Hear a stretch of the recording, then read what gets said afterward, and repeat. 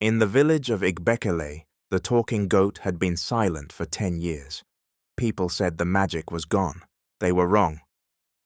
That night, a storm rolled across the sky as Chief Chika screamed in labor.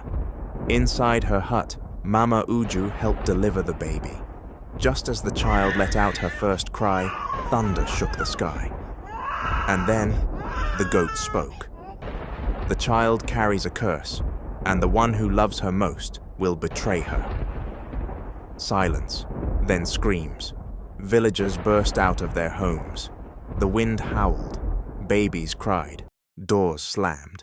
Chica clutched her newborn, her eyes wide with fear. "What did it say?" Mama Uju whispered, but everyone already knew. The goat had never lied.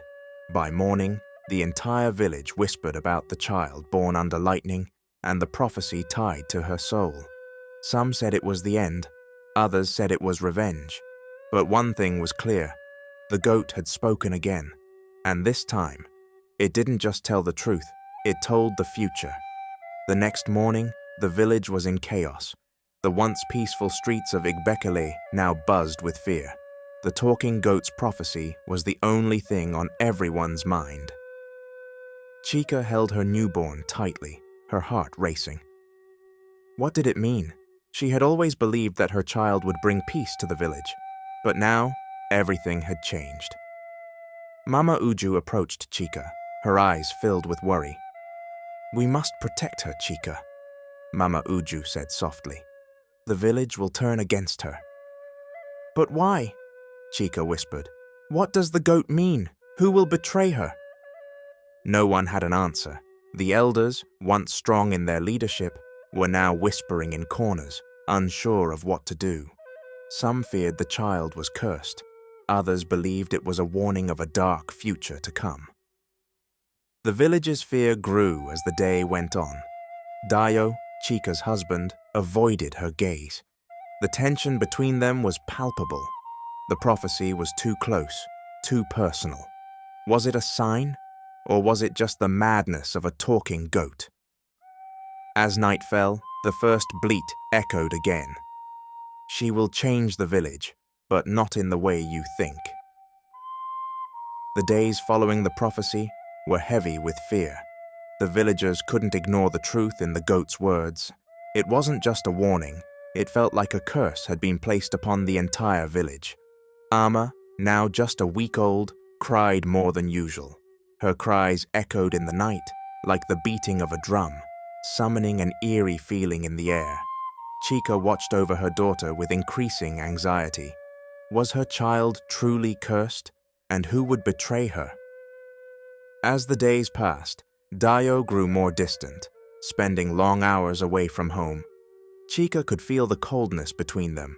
She tried to speak to him, but his eyes avoided hers, filled with doubt. Then, it happened. Dayo was seen in the village square, speaking with Palawan, the wealthy merchant. The very man who had once been a trusted advisor to the chief, but now his loyalties were uncertain. They were whispering about Ama. Chica saw them exchange a strange look, and her heart sank. Had Dayo already made up his mind about the child? Was he considering the unthinkable? That night, the goat bleated again. The one who loves her most will betray her. The following days were filled with uneasy silence. The villagers avoided Chica, their eyes full of judgment. Whispers echoed in every corner, like shadows lurking in the daylight.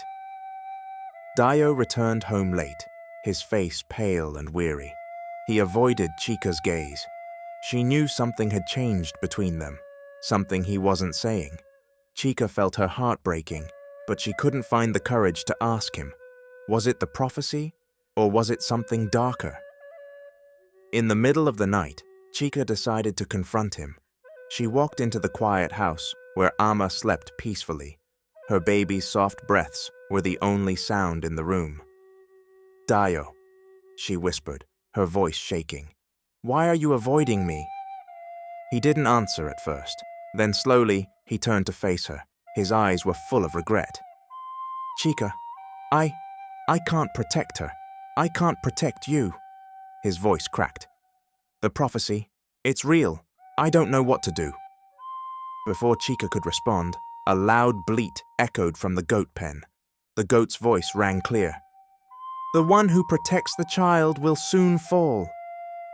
Chica stood frozen, the words echoing in her mind. She had always believed that she could lead with strength, protect her people, and protect her daughter. But now, it felt like everything was falling apart. The next morning, Dio was gone. He had left with Palawan, taking a handful of the village's wealth. He had betrayed her, betrayed their daughter. Chica felt as if the weight of the world had been placed on her shoulders. The village was in chaos. The prophecy had come true. Mama Uju came to see her, her face grave. "The village is turning on you, Chica. They believe the prophecy. They believe your child is cursed."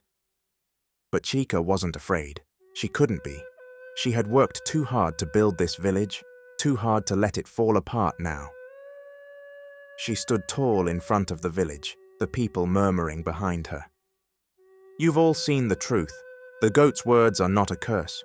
They are a warning. The time for hiding in fear is over." The goat bleated once more. "The chief who rises will be tested, but only truth can heal."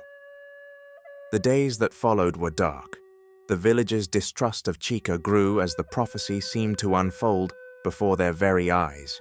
The people whispered that the chief had failed them, that the curse had spread to their land. Chica refused to show fear, but inside her heart was heavy. Dio's betrayal weighed on her, and now the villagers turned their backs on her as well. The truth of the prophecy loomed over her. One evening, Chica sat alone, watching her daughter. Ama, with her large, innocent eyes, seemed unaware of the chaos that surrounded her. A knock at the door broke the silence. It was Palawan. He entered with a cold smile, his face stern. "I've come to offer you a choice, Chica. Step down, let someone else lead. The village needs a stronger hand, and you're no longer fit." Chica stood up, trembling with rage. "You think I've failed? That I'm weak? This village was built on truth, not fear." Before Palawan could respond, the goat's bleat rang out again. "The truth will break all chains. It will tear down the walls of lies." The villagers outside heard it, and their whispers grew louder. The goat had spoken again. The following morning, the villagers gathered at the center of Igbekele, their eyes full of suspicion. Whispers filled the air like the wind stirring leaves. Chica stood tall before them, but inside her heart was heavy. The betrayal of Dio and Palawan had shattered her trust in her closest allies. Yet the goat's words were clear. "The truth will break all chains." Chica turned to face the crowd. She needed to speak, to show them the truth. Ama sat beside her, quiet as always, unaware of the storm brewing around her. "I have nothing left to hide," Chica said, her voice steady. "I have fought for this village, but it's time for the truth to come to light." She looked directly at Palawan, who stood smirking at the edge of the crowd. His betrayal was clear. His silence spoke volumes. Dio was gone, and now he was leading the charge to tear down everything Chica had worked for. "You think the prophecy is a curse?" Chica continued. "It's not. It's a test of who we are as a people. We cannot let fear guide us any longer." The goat's voice echoed once more, louder than before. "The truth is the foundation. Only then will the curse be lifted." The village remained silent after Chica's speech, but deep within their hearts, the people were still unsure. Was Chica truly the leader they needed? Or was she, too, part of the curse? Days passed with growing tension. The once thriving village was now full of doubt. Even the elders, who had once stood by Chica, were beginning to question her ability to lead. Their support wavered as the weight of the prophecy pressed heavily on their shoulders. Then, Palawan took matters into his own hands. He rallied the villagers, offering them promises of security and wealth, claiming that with Chica gone, the village would prosper. In a secret meeting, Palawan spoke with Mama Uju, trying to persuade her to join his side. He promised that the village would be saved and that they would all live in peace once Chica was no longer in power. But Mama Uju wasn't so easily swayed. She had lived through too many changes, seen too many betrayals, and Chica had always been loyal to the village. "You will not destroy my village for your greed, Palawan," Mama Uju said firmly. The goat spoke of truth, not lies. Palawan's eyes narrowed. He had underestimated Mama Uju's resolve, but he wasn't done yet.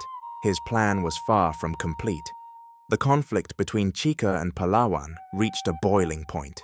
It wasn't just a battle for power, it was a battle for the soul of Igbekele. On the evening of the village's annual feast, Chica made a bold decision. She would face Palawan head-on in front of the entire village. No more hiding, no more whispers. The goat had spoken again, but this time it had said something different. Only when the leader is willing to sacrifice everything will the village be saved. Chica knew what she had to do. At the feast, with the villagers watching in silence, Chica stood tall before Palawan. The tension was unbearable. The goat's bleat echoed once more, louder than ever. The ultimate choice lies in the leader's heart. Chica spoke directly to the villagers. "This is not about me, it's about us, about who we want to be. Do we want to continue living in fear of the truth, or do we face it and rebuild?" The crowd was torn. Some still believed in Palawan's promises of wealth. Others, however, saw Chica's courage and her willingness to sacrifice everything. With a final breath, Chica turned to Palawan. "You may take the wealth you promised, but the truth will remain with us." The next morning, the village was silent, as if waiting for something to happen. Chica stood alone in the village square, her eyes fixed on the horizon. Ama played by her side, unaware of the chaos that had unfolded. The elders called a meeting to decide who would rule the village. Palawan was now out of favor, and Chica had stood firm in her beliefs. The goat's bleat rang out one final time. "The truth will heal, the curse will lift, the next chief will rise, not through power, but through the heart." In that moment, the villagers knew that Chica had passed the test. She had sacrificed everything, even her own reputation, for the truth. The sun rose over Igbekele, casting its golden light on a new era. Chica had led her people through the storm, and now, under her guidance, the village would flourish once more. "The curse is lifted," Mama Uju whispered, her voice full of respect. And so Chica, the first female chief of Igbekele, ruled with wisdom, compassion, and the unshakable truth that had saved them all.